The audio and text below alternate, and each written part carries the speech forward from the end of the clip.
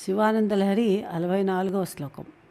వక్షస్థాడనమంతకస్య కఠినాపస్మార సంవర్ధనం భూభృత్పర్యటనం నమస్సురశిరః కోటీరసంఘర్షణం కర్మేదం మృదులస్య తావక పదద్వంద్వస్య గౌరీపతే మచ్చేతో మణిపాదుకా విహరణం శంభో సదాంగీకురు.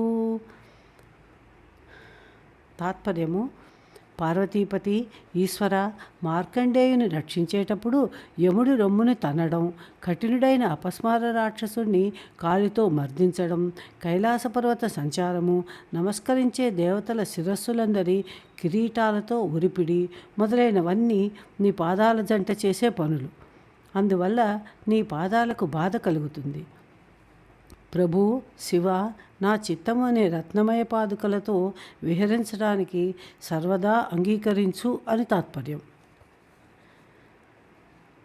వివరణలోకి వెడితే శంకరులు ఈశ్వరుడికి ఇలా విన్నవించారు: ఓ గౌరీనాథ, ఈశ్వర, ఆ యముడు ఉక్కుపిండం లాంటివాడు. అతడి రొమ్ము నీవు తన్నావు. యముడి కంటే కఠినుడు అపస్మారుడు. వాడిని నీవు కాళ్ళతో త్రొక్కి చంపవలసి వచ్చింది. అదీకాక నీవు సంచరించే ప్రదేశాలు సైతము పర్వతాలు, అవి రాళ్లతో గుట్టలతో ఉంటాయి. నీవు కైలాస పర్వతంపై తిరగాలి.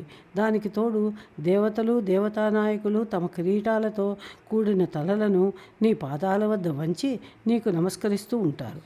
ఆ కర్కశ వజ్ర కిరీటాల తాకిడితో నీ పాదాలకు బాధ కలుగుతుంది. నీ పాదాలు చూస్తే పరమ సుకుమారమైనవి. అటువంటి పాదాలతో నీవు బండలలో, రాళ్లలో నడవాలి. ఆ నీ పాదాల వ్యవహారమంతా బండగుండెలతో, కొండలతో, కర్కశమైన అలంకారాలతోనూ. కాబట్టి ఒక మాట చెబుతాను విను. నీకు ఇటువంటి సమయంలో మంచి పాదరక్షలు కావాలి. నా హృదయం చాలా గట్టిది. నా హృదయాన్ని మణికపాదుకలుగా చేసి సమర్పిస్తాను. నీవు సర్వకాలాల యందు నా చిత్తము అనే మణిపాదుకలు ధరించి నడు. అప్పుడు నీ పాదాలకు నొప్పి కలగదు ప్రభు అన్నారు శంకరులు. శివపాద పద్మాలు మృత్యుభీతిని, అపస్మార స్థితిని అంటే మతిస్థిమితం లేకుండా ఉండడాన్ని, రాజాశ్రయాన్ని, మణుల వంటి వాటి యందు నిస్పృహత్వాన్ని కలిగిస్తాయని, అటువంటి పాదాలు ఎల్లప్పుడూ తన హృదయంలోనే ఉండాలని శంకరులు ఈ శ్లోకంలో కోరుకున్నారు. శ్రీ సూక్తంలో కూడా ఇదే విధంగా చెప్పబడింది. విశ్వప్రియే విష్ణు మనోనుకూలే త్వత్పాద పద్మం మయి సన్నిధత్స్వ అని లక్ష్మీదేవిని ప్రార్థిస్తారు. అంటే లోకానికి ప్రియమైన దానా, విష్ణువు మనస్సునకు అనుకూలవతి అయిన లక్ష్మీమాత, నీ పాదపద్మములను నాపై మోపి నన్ను అనుగ్రహించు అని. భగవంతుని పాదస్పర్శ మనకు సకల శుభాలను ప్రసాదిస్తుంది. అందుకే శంకరులు తన మనస్సు అనే మణిపాదుకలతో విహరించమని ఈశ్వరుణ్ణి కోరారు.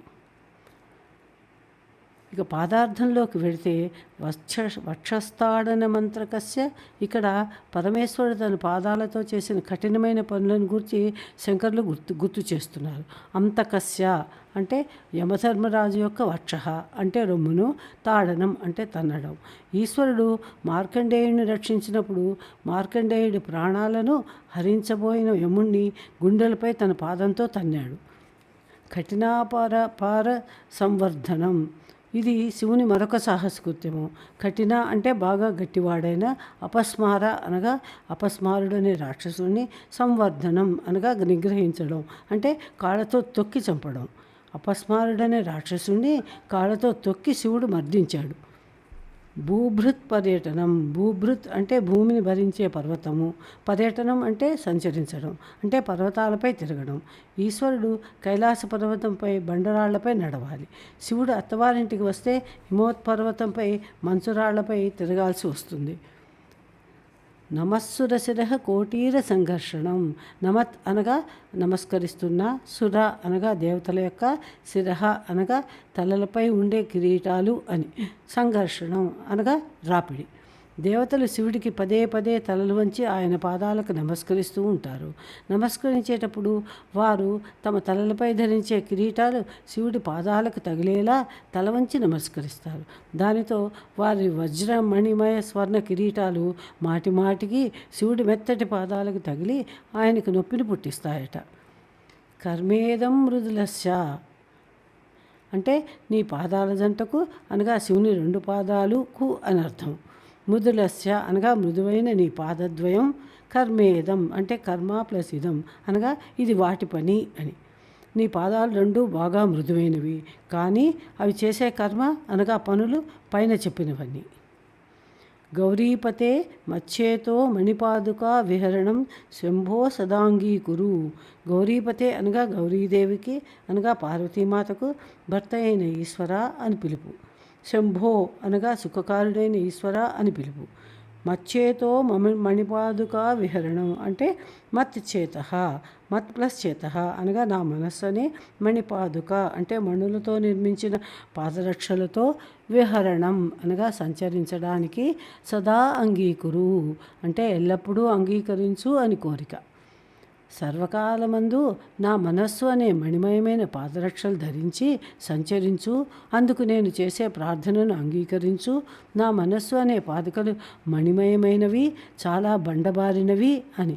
కాబట్టి నీవు ఎక్కడ తిరగాలన్నా అవి రక్షకంగా ఉంటాయి అని వినతి అని శంకరులు ఈశ్వరునికి విన్నవించుకున్నారు. 64వ శ్లోక విశ్లేషణ సమాప్తం. ఓం నమః శివాయ.